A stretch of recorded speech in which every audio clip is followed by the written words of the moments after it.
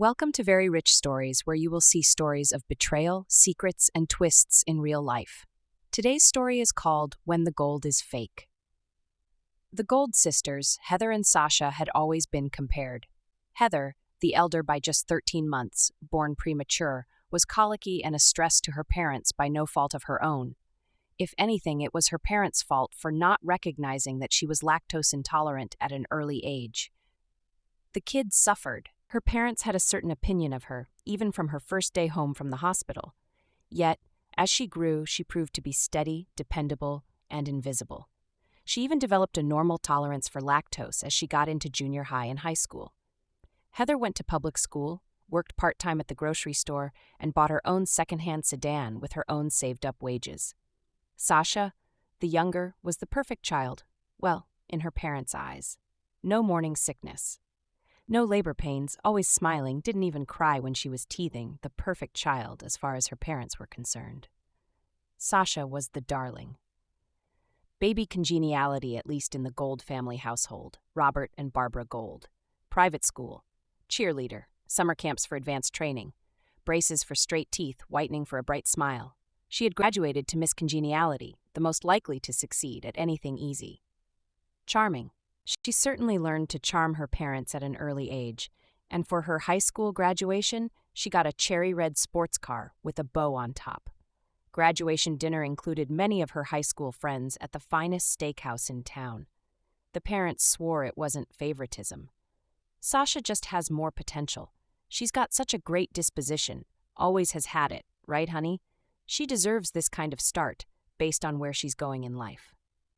Heather bit her tongue, as always, and drove back to college to continue her part-time position at the grocery store there as the semester was about to start.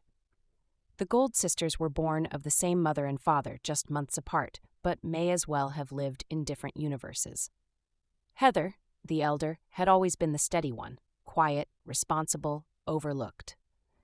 She went to the public high school down the road, worked afternoons at the grocery store, and saved every paycheck until she could buy a battered old sedan that coughed and sputtered but got her where she needed to go. Sasha, on the other hand, was the darling. Bright, vivacious, the apple of her parents' eye. They said they scraped together money to send her to a private academy, but Heather always suspected they could well afford it. But they didn't want to afford private school for two, just Sasha, not Heather. They dressed Sasha in sharp uniforms and gleaming shoes. For graduation, they surprised her with a cherry red sports car wrapped in a bow. This brand new car was a surprise to Heather too, because she got nothing for graduation except unlimited salad and breadsticks at Olive Garden. The car? It's an investment in her future, their father explained, as if this was the most normal thing in the world, while grinning at Sasha as she squealed and hugged him. Heather had stood a little back on the driveway, smiling weakly. Nobody had said much when she graduated the year before, just a quick dinner at Olive Garden, then back to normal life. Heather later found out that they went to Olive Garden for Heather's graduation dinner because that is where Sasha wanted to eat. When Sasha got that brand new car, Heather had watched her father beam. Her mother clapped her hands in delight as Sasha squealed and threw her arms around them both, and then took about 40 pictures for social media, including a wardrobe change into a different cheering outfit, if you can even believe that. Heather stood at the edge of the driveway, smiling politely, swallowing the hot sting in her throat. A few weeks later, on the Friday night before Sasha's first semester was to officially start at her party college that was big on Friday night lights and football, the local family church hosted a church lock-in. Heather drove down from her chosen Christian college because she was a member of the praise team, and after all, she was still a teenager. She was there on time, helping stack chairs, rehearsing with the praise team. When the youth group had first announced their lock-in, Heather signed up right away. She liked the rhythm of church nights, the folding chairs scraping across the floor, the hum of guitars being tuned, the anticipation. She liked the way voices blended when they rose together in song. She arrived early, as always, stacking hymnals, checking the mic cords. She liked being useful. Although she had an amazing voice, for Heather, it was all about the worship. Being seen was optional. Sasha was on the list too, but Heather doubted she'd show. Her sister hadn't been to youth group in months. Once the graduation car arrived, she had better things to do. That night, as the first chord rang out, Heather lifted her voice. She wasn't flashy, wasn't the soloist, but her tone was steady and warm, weaving the harmonies together like a thread. For a moment, the ache of home faded, and she was simply part of something bigger. Heather slipped into her usual spot, leading the alto line with clear, faithful notes. When the service started, she was front and center, raising her voice in praise. But Sasha? Sasha had other plans. She revved the engine of her sports car, the leather seats cradling her and 3 giggling friends. In her purse sat a freshly printed fake ID. "They're having pizza at that boring old church," Sasha smirked, flipping her hair. "But we can have pizza and beer." "Beer," the others mused. Her rowdy friends cheered as the car sped off. Sasha never walked into the church. She sat behind the wheel of her new sports car. Friends piled in. Sasha said, "Yes, beer," and with a smirk she flashed her fake ID. "It's the last weekend before we go off to college. We have to make it memorable." "Woohoo!" they all yelled. They sped to a pizza shop on the edge of town, where the owners didn't know them. Along the way, they were clinking bottles and clunking cans, spilling beer, and singing loudly to whatever was on the radio that was turned up so loud that it was about to blow a speaker. Hours later, with beer cans rattling in the back seat, Sasha pushed the car too fast around a curve. Tires screeched, metal crunched, glass shattered. A lamppost fell. The lamppost toppled with a sound like thunder. Metal shrieked, glass burst, tires skidded. The crash came like thunder. One moment she was laughing, tipsy. The next the wheel jerked, tires screamed, glass shattered. A lamppost buckled and fell. A large oak tree tried to embrace the car. People shouted, someone cried out, and Sasha's blood ran cold. For one frozen second, Sasha thought the world had ended. When she realized she wasn't dead and nothing was broken, she got out of that car and ran. Breath ragged, heart pounding, she bolted from the crumpled shell of her sports car.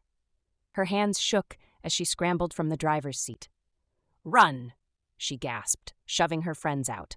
Her legs carried her down the dark street, away from sirens, away from the twisted wreck of her parents' gift. When she got out of sight, she called a car and Ubered home, and didn't stop until she was slipping through her own front door, silent as a ghost. By the time she slid into bed, her heart still galloping, the smell of smoke clung to her hair. The smell of fear clung to her soul. Early. The next morning, 7 a.m., 2 officers woke the Golds up before they ever knew there was a problem or that the red sports car was not outside. That bright red package of pride, now the wrecked sports car, had been traced back to the Golds' home. Parents greeted the officers and let them in. The parents shut the door, faces paled when they heard what happened. Sasha was still in bed, most likely hungover. "The car is registered to your daughter." "Yes." "Sasha?" "Yes, officer. She got it for graduation, and she will be going to college this fall, actually next week." Monday chimed in Mr. Gold, who had little to say compared to his wife, Barbara. "Yes, ma'am. Is she here?" "Why, yes." Then her mother added without being asked, "She's been here all night." "Are you saying something happened to the car?" "Yes, ma'am. It's been in an accident. An accident. Oh, my goodness. Was anyone hurt?" "No, ma'am. Just a lamppost, a stop sign, and a tree. And the car. It is totaled. May we speak to Sasha?" "Oh, yes. I'll go get her." But then Mrs. Gold brazenly decides on her own, yet cutting her eye to her husband, to lay the lying groundwork. "I think Sasha has been here all night." Then she turns to her husband. They both, in a lying wonder, and say, "Maybe Heather was driving the car last night." "Oh?" asks Officer Hernandez. "Is she here? I'd like to talk to both of them." Sasha's mom steps from the living room, and as soon as she gets out of sight of the officers, she calls Heather on the cell phone. "Heather, it's an emergency," she whispers excitedly into the phone. "Something has happened." "What, Mom?" "I can't really say, but I need you to come home right away and park your car around back when you come." "Oh, Mom, is everything okay?" "Yes, but we need your help. I can be there very quickly." And Heather hung up. "Officers, Sasha's getting dressed right now. Would you like some coffee?" "No, ma'am. We can wait, or you can bring them down to the station in an hour. Which do you prefer?" "Oh, officers, we can bring Heather down to the station." Trying to buy time, their mother says, "Would noon be okay?" Yes, ma'am, sir, as they address Mr. Gold, who has just stood by trying to keep eye contact with the officers through this whole exchange. Noon will be fine. Here's my card, ask for me. And they left. Not 5 minutes later, Heather rushes into the house. She had parked around back as Mom had asked, but the back door was locked, so she flung open the front door and barreled in. Mom, Dad, are you here? Is everything okay? Heather, honey, you are a sight for sore eyes. I don't know how you got here so fast, but we are so glad that you are here. Heather, honey, uh-oh. Mom's voice was syrupy, fake, sweet. Something bad was about to happen. There's been a car accident. Sasha, oh no, where is she? Is she okay? Well, not really, says their mom. Her car is totaled. Oh, Mom, says Heather, and then dread covers her as she thinks her mother is going to ask her to give Sasha her car. But then Heather sees Sasha wander sleepily into the living room. She flopped on the sofa, and on cue just sobbed like she was at an audition for the lead in a Shakespearean tragedy. Heather stood in the doorway, still in her choir t-shirt, that read in big retro letters in an arc like a halo. The only word on that t-shirt, alto. Heather just looked at Sasha. She looked fine. Mom? Dad? What's going on? Honey, her mother began carefully, we need you to say you were driving. You're responsible enough. You could handle this. Heather's stomach flipped. You want me to lie? Her father added. Sasha has scholarships, a future. One mistake can ruin everything. You don't have as much to lose. Excuse me? Heather said with righteous indignation. Her mother's eyes filled with pleading tears. It's just one time, for your sister. Families stick together. Her mother turned to her, voice trembling. Heather, honey, we need you to say you were driving. Heather froze. Surely she had misheard. What? You're responsible, her father insisted, urgency hardening his tone. You can handle it. You don't have as much to lose. Sasha has scholarships, opportunities. Her future's too important. Heather stared at them, something old and bruised rising in her chest. They were asking her to disappear again, to give up her name, her integrity, her very self, to lie. Because Sasha was worth more. The irony. She just came from an all-night church lock-in, and the first ask from her parents is that she lie. Her parents. This stunned Heather. Mom, Heather whispered, her voice shaking, you're asking me to lie, to throw away everything. For her mother's eyes filled with pleading tears. It's just one mistake, one sacrifice, please. Heather looked at Sasha, who wouldn't meet her gaze. For the first time, Heather saw not a golden child, but a trembling girl clutching the shredded edges of privilege, like they might save her. And Heather thought, I could do it. I could take this for her, like I've taken everything else. But a deeper thought followed, sharp as glass. If I do, there'll be nothing left of me. I cannot tell this lie, she averred to herself. Sasha sat frozen, nails digging into her palms. Shame burned through her chest. She wanted to beg Heather to fall at her feet, but the words stuck. She had always been the golden child, the one worth saving. But for the first time she wondered, what if Heather refused? What if no one saved me? The thought was unbearable. Heather's silence said everything. The years of being overlooked, sacrificed, dismissed. Heather's heart broke all over again. It was always the same story. Give up her place for her sister, as if she was a sacrificial lamb. Since the door was open, Pastor Carl peeked in and saw the family all in the living room standing, talking. Sasha crying on the sofa, he tapped softly and just walked in. Pastor Carl strolled in the open door and greeted the family warmly, then looked puzzled. Funny thing, I thought both girls were supposed to be at the lock-in last night. But Sasha hasn't been to youth group all summer, since graduation. Is she feeling okay? I can pray for her. Heather nodded, but the parents and Sasha all shook their heads, no, knowing there was nothing wrong with Sasha. Pastor Carl, accustomed to sheep signs, continued. Heather was there, though, said she drove in last night from college. She was a blessing to us. She didn't plan to, but at one point she led worship and then taught a breakout session on praise and worship. She led the praise team beautifully. Oh, sighed their mom. That is so wonderful, sounding so fake. So, I'm here because Heather ran out unexpectedly this morning and left her guitar. I didn't know if she was headed back to college and didn't want her to be without it, in case she got the inspiration to worship or write some new songs. Thank you, Pastor Carl. Heather accepts her acoustic guitar. As he hands it to her, the parents look at one another and say, "Heather writes songs?" At that exact moment, Heather blinked. The room froze. The parents shifted uncomfortably. Sasha's head dropped, and then came the voice from the still open front door.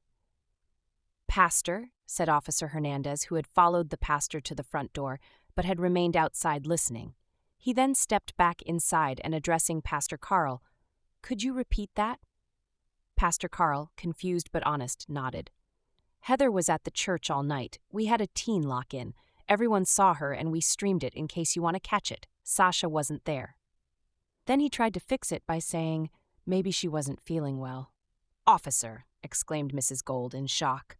"Yes, ma'am. As we were leaving, we saw a lot of traffic coming to your house, so we thought we'd double back, swing back by. Which one of you girls is Sasha?" The another officer, Officer Green, stepped forward with a small plastic bag. Inside was a battered fake ID. "We found this in the vehicle. Belongs to Sasha Gold." Sasha's stomach dropped. Panic clawed her throat. "They know." But even as the words spilled out, she knew they were hollow. Another bag revealed crushed beer cans. "We dusted for prints. They're a match for Sasha Gold. Once she's booked, it will all be official." Pastor Carl took the opportunity to speak. He had just two things to say. Pastor Carl steps forward, voice heavy but steady, looking at Sasha. "The truth always comes to light. Better it be here, in front of family, than out there where the world would tear you apart." He pauses and then softens, now speaking as both pastor and family friend. "Daughter, I see your tears, but tears don't wash away choices. They only show us the weight we carry. It's time to set it down." The parents gasped. Sasha's sobs turned into wails. "I didn't mean for anyone to get hurt. I just wanted to have fun." Heather felt her shoulder and neck muscles loosen for the first time in years. For once, the truth had spoken louder than favoritism. Sasha Gold was taken into the station, trembling and tear-streaked, the family's golden image shattered in front of neighbors and police. Later that week, after bail was posted, Sasha sat in her room, not away at college, the sports car gone, the scholarship letters now meaningless. Heather didn't wait around. She drove back to college and continued living her life. Robert, Barbara, and Sasha Gold attended church together that Sunday, not out of habit, but humility and desperation. Sasha sat in the front pew, quiet and contrite. The congregation sang, voices rising. The booking was swift. The mugshot was devastating. Sasha's bright smile twisted into shame. Sasha's mugshot was everywhere, her bright smile replaced with a hollow stare. A stark contrast to all of her online images and Instagram smiling cheerleading photos. Now it's a shame she has such a big following on social media. The car was gone, the scholarships evaporated, the pedestal gone to dust. Days later, Heather FaceTimed Sasha, finding her holed up in her room, remembering the good old days of cheerleading, yet at the same time, feeling sorry for herself. Sasha's voice was a rasp. "I'm sorry, you've always been good. I wanted to shine. I ruined everything. I don't deserve your forgiveness." Heather's heart was torn. But she said softly, "It's not about deserving, it's about changing. You can't keep running, Sasha, not from this." Sasha's got real legal trouble even though she's under 21. She wrecked a car, fled the scene, caused property damage, had alcohol, and used a fake ID. She is a minor in possession of alcohol. Underage drinking is a misdemeanor. This will incur fines, license suspension, community service, mandatory alcohol classes. Fake ID, use also a misdemeanor, sometimes felony if tied to fraud. Confiscation of ID, fines. Possible probation. Leaving the scene, hit and run, property damage. Another misdemeanor since no people were hurt. Reckless driving. Sasha would have escaped DUI because by the time the officers found her, she had slept off the alcohol, but being underage, having evidence of alcohol in the car and a crashed vehicle equals automatic DUI in their state. First offense DUI. Sasha is looking at fines, probation, license suspension, alcohol education, possible jail time. Because she's young, first-time offender, and no one was seriously injured, and Robert and Barbara Gold paid for the most expensive lawyer in town, Sasha got 4 months of weekend jail, 1 year of probation, 100 hours of community service, mandatory alcohol education classes, license suspension for 6 months, restitution for property damage, weekend jail time for 4 months, suspended if she complies with probation. Her friends from the pizza and beer car crash all quickly went to college, and didn't own up to being there. They didn't testify, they just disappeared. Robert and Barbara are so obsessed with Sasha's situation, her court dates, reputation, lost scholarship, that they continue to ignore Heather. It's as though she is away at college on her own. Sasha is well into serving her time and doing community service, but her parents have to take her everywhere since she has no license. Sasha is out of jail, but still on probation, still waiting on hearings, lawyers, fines, and community service. The parents are frantic about her ruined future.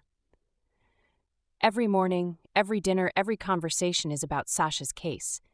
Deep in their twisted minds, they are still trying to blame Heather for not taking the fall for Sasha, even though Sasha did it and all the evidence clearly pointed to Sasha. Barbara harbors a great deal of bitterness toward Heather. Robert is a bit more neutral, distracted by other things in life.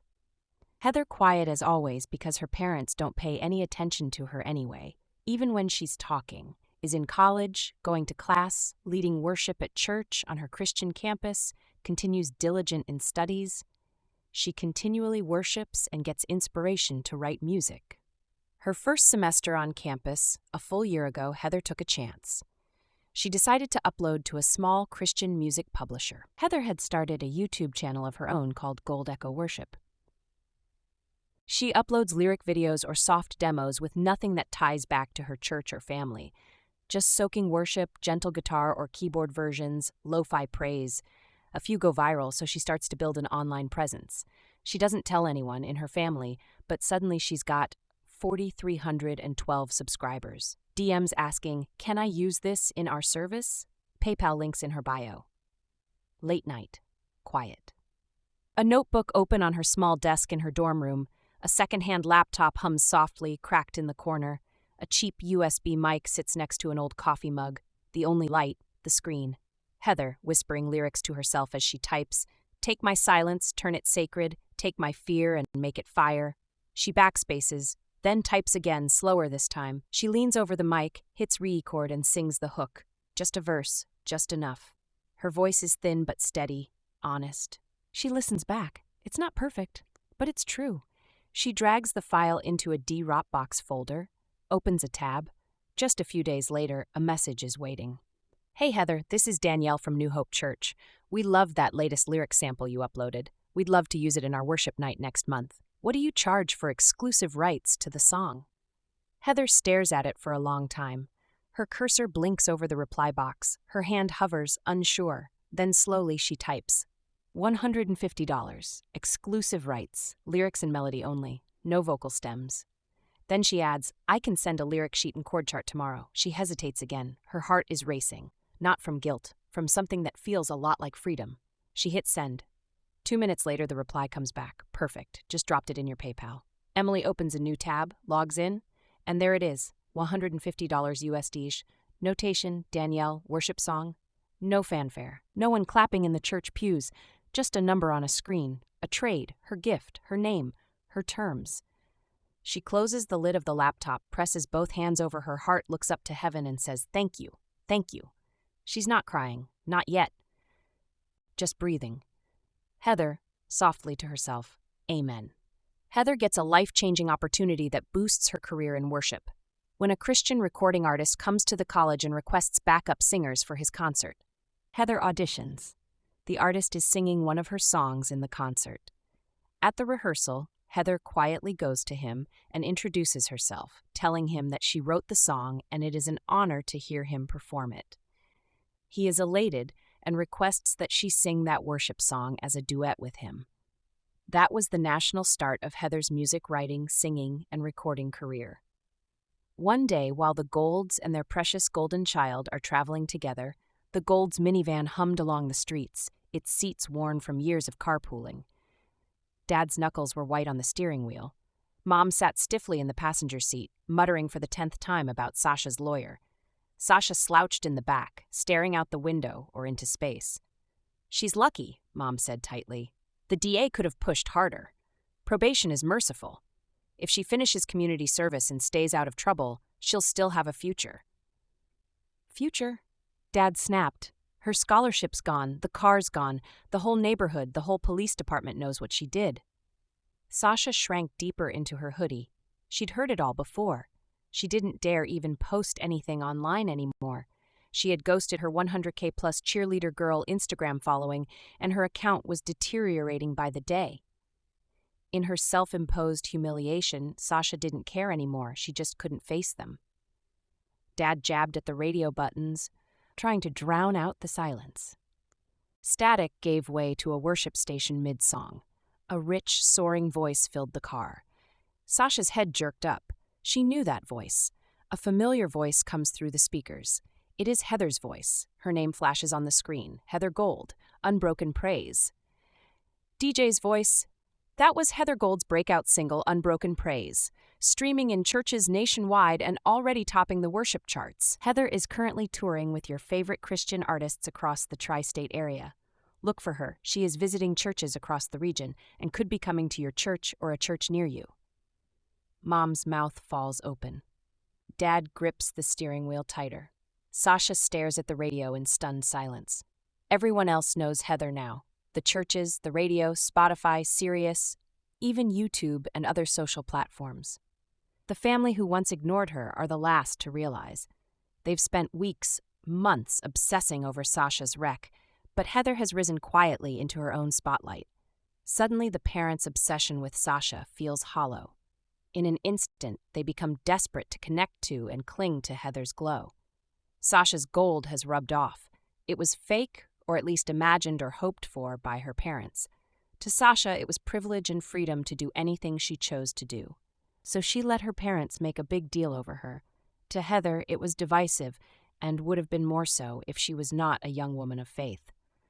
And that was Heather Gold with her breakout single, Unbroken Praise, the DJ announced cheerfully. Already topping the worship charts, streaming across platforms, and now available on Sirius XM Praise. Heather Gold is currently touring with Michael W. Smith in Australia. The car went silent. Only Heather's recorded voice lingered, echoing through the speakers. Mom's lips parted. Heather? Did he just say Heather? Then in disbelief she repeated, Michael W. Smith? Heather? Dad stared at the dash display as if the glowing letters might vanish. Heather Gold, Unbroken Praise. Our Heather, he breathed. From the back seat, Sasha's voice wavered. Everyone's been talking about her at church. I thought you knew. Mom twisted around sharp. Why didn't you tell us? Sasha looked down at her hands. She's your daughter. Isn't it your job to know these things? The words hung heavy, heavier than the wrecked car, heavier than the probation papers. Dad fumbled for his phone, thumb shaking as he dialed Heather's number. Straight to voicemail. He tried again. Nothing. Mom texted, hands trembling. Call us, please. No reply. She's in Australia? Mom whispered, voice thin with disbelief. On tour? With Michael W. Smith? What time is it in Australia right now, as if knowing that would change something? Dad slammed the wheel lightly. She didn't tell us, not a word. Sasha's eyes filled, shame creeping into her chest.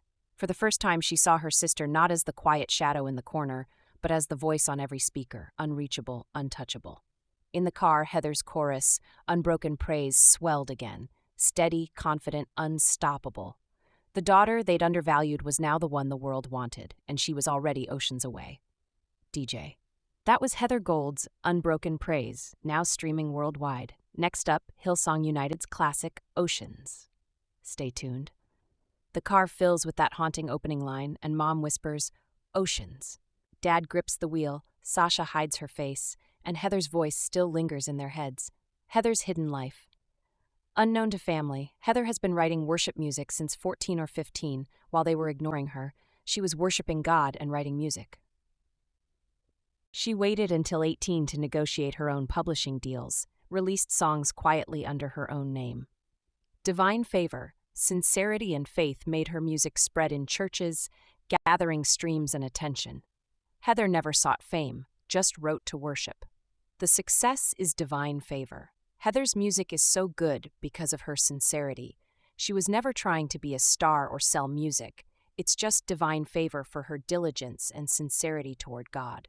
The parents' unthinkable demand when they asked her to take the fall for Sasha wasn't just favoritism. It was a demand for sacrifice. Sacrifice her integrity. Sacrifice her future. Sacrifice her faith. Sacrifice her gift and her destiny.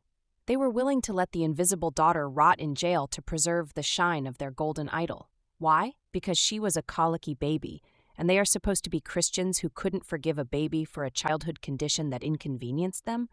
But the sacrifice they demanded never came.